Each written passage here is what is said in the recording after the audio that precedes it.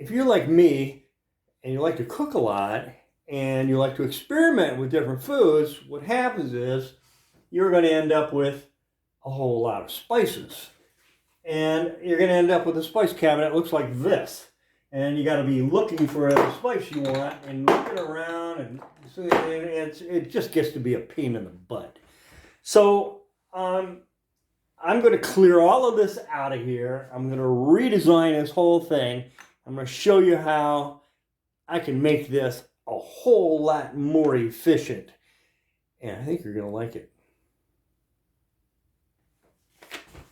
So now I'm going to put back in all these little modifications that are going to make it more efficient. This is the fun part. So with about maybe 30 cents worth of wood, this is a piece of scrap wood here, and a little tiny piece here. Put in this piece of 2x2 in here like so. This piece here, put it in.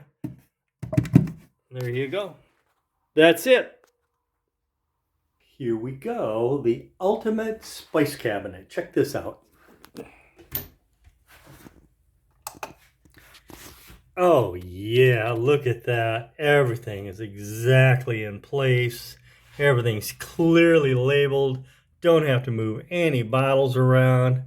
What a beautiful spice cabinet, I'm telling you. Now I got to show you some of the culinary delights that came out of this. This is one of my top 5 favorite soups. Scorched sweet pepper and bison soup. Fried chicken clusters with pepper jack cheese and bacon. How about crab stuffed lake trout? Poached eggs Florentine with hollandaise sauce. Zucchini boats stuffed with sweet Italian sausage. Spinach and goat cheese stuffed pork tenderloin.